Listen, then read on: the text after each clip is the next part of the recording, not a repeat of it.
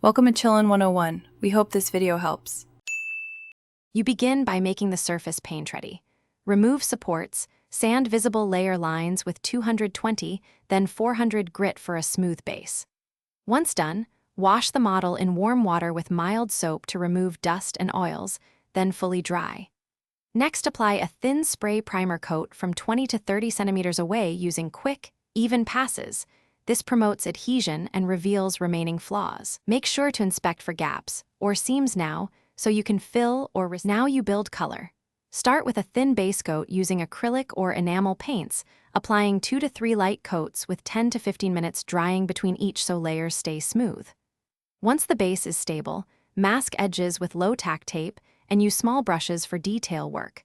Move from larger color blocks to finer highlights and shadows.